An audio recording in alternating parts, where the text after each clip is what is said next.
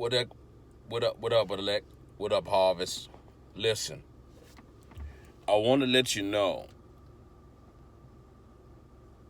that everybody's everybody's election and everybody's calling are not the same, right?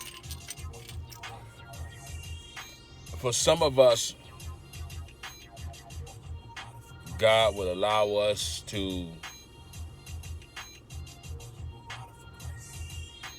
go through seasons where there is absolutely positively no help. And if anybody tries to give any help, you know what I mean, that help will fall through. There will absolutely positively be no help. Everybody else around you can receive help, can have support, can whatever. But for some, all of the help will dry up.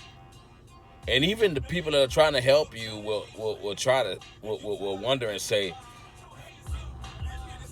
my hands are tied. I can't help them. And it's because God, through the help of His Holy Spirit, is wanting certain things from certain people. We all have our own gifts. We all have our own callings, right? And so God deals with each individual accordingly, I believe, right? And so I believe that in this season, God is trying to prepare a remnant for whatever He's preparing that remnant for. Whether it's fivefold ministry, the fivefold ministry still exists, right? And a lot of times we've lost focus because of X, Y, and Z. Who cares what X, Y, and Z is, right? But God is preparing a remnant, right? And we have to choose Him. I'm not talking about everybody else. I'm not talking about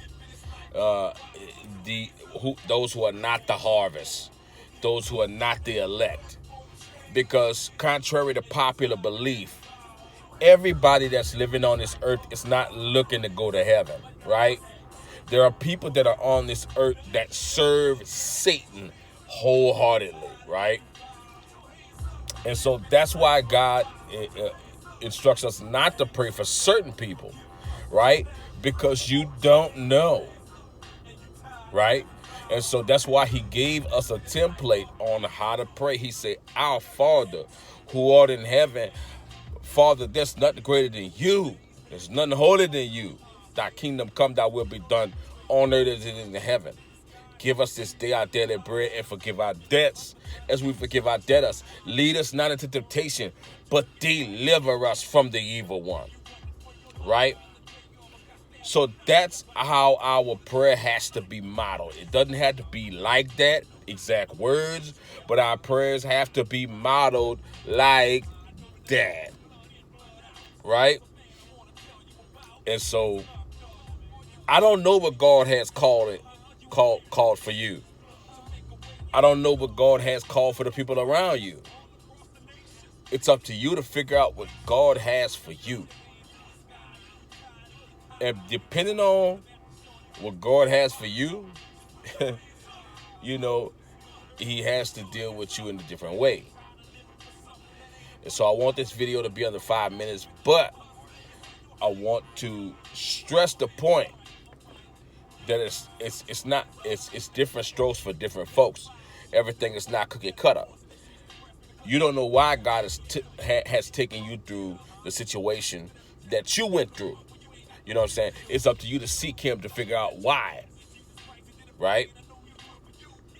And so, elect, I want to let you know,